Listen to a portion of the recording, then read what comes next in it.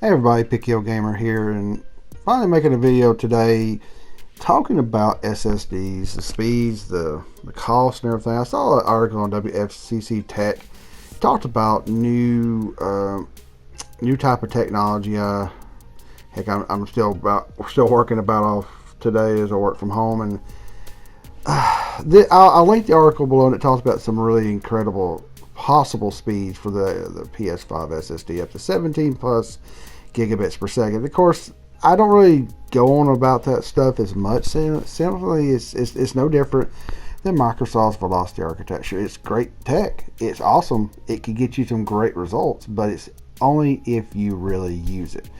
But this is not what I want to talk about, though. I want to link that in the description to give you guys something to look at. We got some really interesting and not shocking, but kind of, I guess, sombering news to a lot of people. That good old expansion card, that card, the SSD card that's on the Series S and X, is $219.99. Just like the picture I shared, just like all the leaks.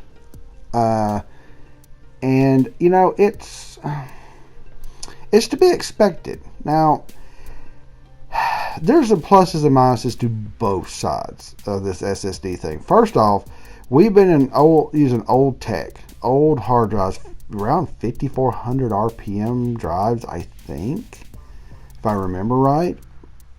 A lot of these, and people are already putting SSDs, or have been putting SSDs in the PS4 and even Xboxes to speed them up, because it's just it's just horrible. It's just a little slow load times. And now we're also moving into new tech, and it's expensive. It's expensive to move into new tech, and you know, it's just one of those things, right? The kicker is, moving into this new tech means we're also having to move into new tech that is required for expansion. Now, you could plug in a USB 3 hard drive to the PS5 and the Series S and X, and you can play older games, next gen, but you can't run them off the hard drive. It's just required, and it's nothing against Microsoft or Sony. They just require it. I mean, hell, they want to get the speed out of it. They require it, and there's nothing wrong with that. So the thing about it is that let's look at Microsoft's side. It's fantastically compact. It looks good. It's not much bigger than a PlayStation memory card. Remember when they were megabytes, folks? Now we're talking about a terabyte moving at 2.5, around 5 gigs a second, or it's ridiculous. Or not gigs, maybe megabytes. But it's just, yeah, 2.5 gigs a second, or 5 gigs a second. Yeah, 2,500 megs or 5,000 megs a second, give or take. And the PS5 is around twice that much. But still, I'm praising Microsoft and saying that it's a monumental piece of tech. It holds in the palm of your hands. It's proprietary, and it is very, very fast. And it's a terabyte. But here's the kicker: the whole issue with that is that it is proprietary, and it's going to stay proprietary unless they're okay with putting on third party. You know, they have third party memory cards. Will it work? Will Microsoft just put in a chip or something to stop that? We don't know yet. I don't know if you found it out already in the article. Link it to in the comments below. I'd like to see it, but I'm thinking it may be restricted for a while. And also, it's limited to a terabyte. There's a 500 gig in the SSD in the Series S. So where's that 500 gig at? So, but then let's look at the PS5 side. It is extremely fast, to the point where they're in this article. That's the other reason I'm linking this article. They're talking about the Samsung 980 Pro NVMe, and it can get up around 7,000 megabytes per second, and it's pretty close, I think, to the PS5, and it's just now been shown, and it's out there. $89.99 for 250 gigs, $149 for 500 gigs, and I'm not looking at my stuff right now. I should. It's like $230, $240 around there for the terabyte.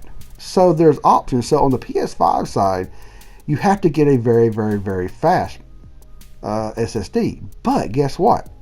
You can pick different types. I think as long as Sony doesn't require a certain size, they may not, then it doesn't matter. It's an NVMe port. So you get, there's good and bad in both sides. Microsoft is bad in the sense that you have to buy that custom card, that custom type. We don't know if it's third party is going to be able to do that, but you have to buy that, and that custom card costs money.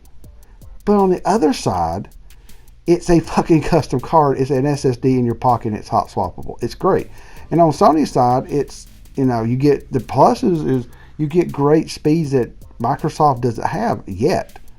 And then on the other, and you get to choose what size of NVMe you want, but you don't get, but then at the same time you're having to pay for the very fast stuff. So there's good and bad. You can get different stuff for Sony, we think, but you're going to have to pay for it. It's just, I don't know.